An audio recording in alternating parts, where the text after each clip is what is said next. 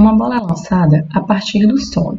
Quando atinge uma altura de 9,1 metros, a velocidade é 7,6 na orientação em chapéu, mais 6,1 na direção J chapéu metros por segundo, com I horizontal e J para cima. Qual é a altura máxima atingida pela bola? Vamos escrever aqui os dados do problema. Ela é lançada a partir do solo, então y0 igual a 0, e vai atingir uma altura de 9,1 metros. A velocidade é 7,6 na orientação em chapéu, mais 6,1 na direção J chapéu. Isso quando a bola atinge essa altura de 9,1 metros. Então, no item A, ele pede a altura máxima atingida pela bola. E a gente sabe que na altura máxima, a velocidade é igual a zero. A velocidade em y é igual a zero, porque o objeto ainda tem velocidade em x. E aí continua o movimento dele com o movimento parabólico. Então, o que a gente vai fazer aqui é considerar essa configuração aqui como nosso instante inicial. A bola numa altura de 9,1 metros e com essa velocidade. Então, esse aqui é o ponto de interesse que nós vamos considerar como a condição inicial do nosso problema. Então, para essa consideração, a gente tem que o y0 é 9,1 metros, que é o instante inicial que a gente está considerando. O y final é a altura máxima. A velocidade inicial em x é 7,6 metros por segundo. E a velocidade inicial em y é 6,1 metros por segundo. Nós estamos considerando que agora a bola está na altura de 9,1 metros e vai continuar subindo até a altura máxima. Então, a altura final é a altura máxima. Dado essas condições aqui, nós podemos escrever a expressão v final igual a v inicial menos gt e substituir as informações que nós sabemos, porque na altura máxima sabemos que a velocidade é zero, a velocidade em y, a velocidade inicial em y foi dada no enunciado, que é 6,1, e a gravidade é 9,8. O sinalzinho de menos indica que está apontando para baixo. Então, passando esse termo negativo para o outro lado, ele vai positivo e a gente encontra o valor, então, para o tempo. O tempo que a bola leva para sair dessa altura de 9,1 metros e atingir a altura máxima. Mas ele pede no enunciado a altura máxima. Só que para isso a gente tem que calcular o tempo para só então jogar esse valor de t na expressão da posição y e com isso identificar o y máximo, que é a altura máxima. Então a expressão de y nos dá que o y final é igual ao y inicial mais velocidade inicial em y vezes tempo menos gt ao quadrado sobre 2. O y final aqui é o y máximo, o y inicial é 9,1 metros, a velocidade inicial em y é 6,1, o tempo acabamos de identificar, que é 0,622, menos a gravidade, que é 9,8, o tempo é 0,622 ao quadrado sobre 2. Isso aqui nos dá a altura máxima. A altura máxima vale 10,998 metros, então a gente pode arredondar isso aqui, e a altura máxima vale 11 metros, aproximadamente. No item B, ele pede a distância horizontal coberta pela bola, que é o ΔX. E ΔX é V0x vezes t. Só que esse ΔX é a distância horizontal total coberta pela bola. Então, esse tempo não é só esse tempo que a gente encontrou de 0,622 segundos. É um tempo maior, porque esse tempo de 0,622 segundos é apenas o tempo de ele partir de uma altura de 9,1 metros e atingir a altura máxima.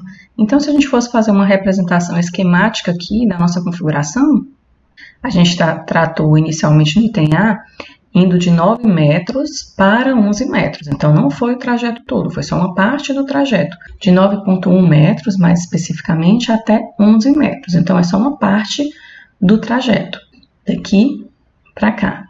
Mas para pegar toda a distância horizontal, a gente tem que avaliar todo esse pedaço aqui ao longo do eixo X.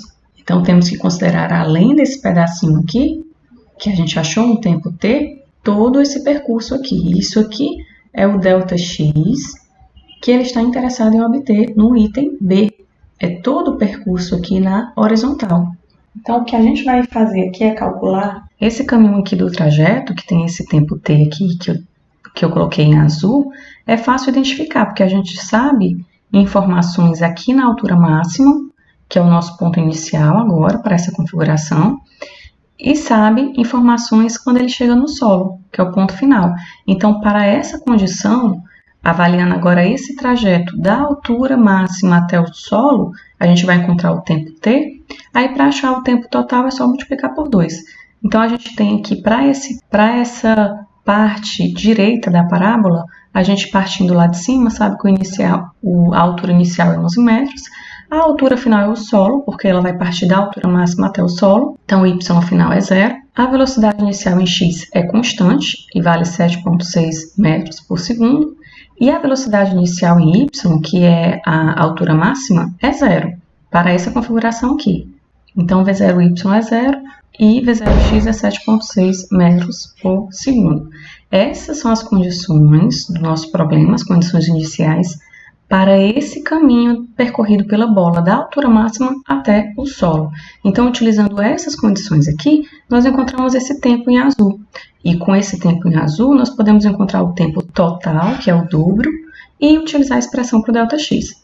Então, vamos lá, y final é igual a y inicial, mais velocidade inicial vezes tempo, gt ao quadrado sobre 2. Lembrando que estamos trabalhando com y, então é v0y. Y final é 0, y inicial é 11.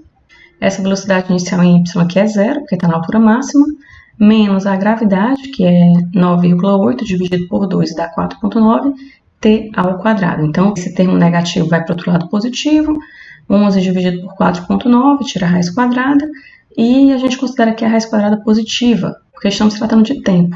Isso aqui dá 1,49 segundos, aproximadamente 1,5 segundos. Isso quer dizer que esse tempo aqui é 1,5 segundos. Então, esse tempo aqui também é 1,5 segundos. Então, o tempo total é de 3 segundos. E esse é o ΔT que nós vamos trabalhar, porque a gente quer toda a distância horizontal. Então, é para todo esse tempo de 3 segundos para percorrer esse ΔX completo. Então, o ΔX é V0x vezes o tempo, aproximadamente 23 metros, porque o ΔX dá 22,8 metros, então é aproximadamente 23 metros. No item C, ele pede um módulo e no item D, o ângulo abaixo da horizontal da velocidade da bola no instante em que atinge o solo. Então, a bola atinge o solo com uma determinada velocidade, e a velocidade com que ela atinge o solo tem essa orientação aqui. Então, a gente vai decompor em termos das componentes horizontal e vertical, essa velocidade final, que é a velocidade com que ela atinge o solo. Nós temos aqui a componente x, Vx, e a componente y, Vy, da velocidade final. E daqui a gente obtém o vetor velocidade. Com o vetor velocidade, nós conseguimos identificar tanto o módulo quanto o ângulo.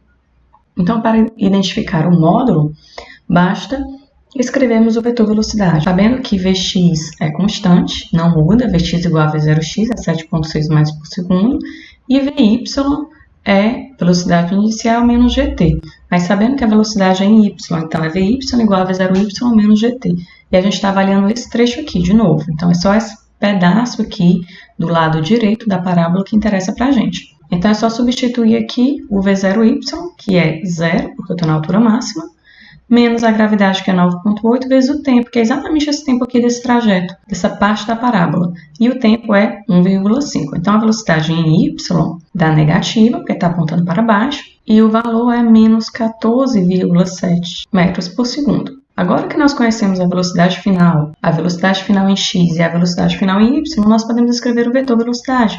O vetor velocidade é 7,6 metros por segundo na orientação em chapéu, menos 14,7, vou colocar o menos aqui na frente, metros por segundo na orientação J, chapéu. Obtido o vetor velocidade, fica fácil identificar o módulo e o ângulo. O módulo é só calcular a raiz quadrada das componentes ao quadrado somadas.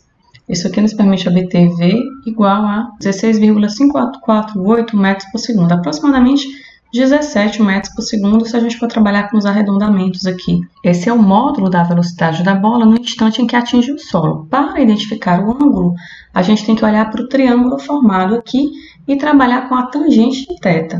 Vamos redesenhar aqui essa configuração de vetores para identificar o ângulo que nós vamos escolher aqui para calcular essa orientação.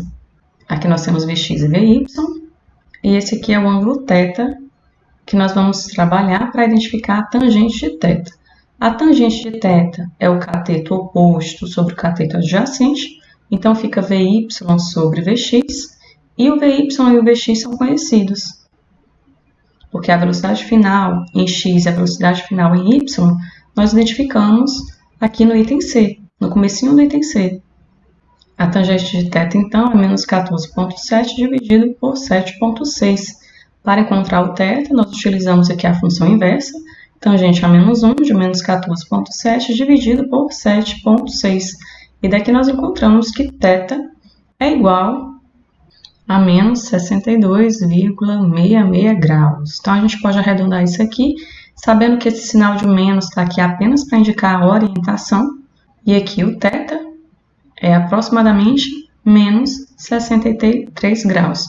Como esse menos está aqui apenas para indicar a orientação, o sentido com que a gente está percorrendo a avaliação desse ângulo, a gente pode dizer então que o ângulo abaixo da horizontal ele é 63 graus, porque o sinal de menos já está aqui associado a esse sentido, que é o que a gente escolhe como sentido dos ponteiros do relógio, de acordo com o nosso livro-texto.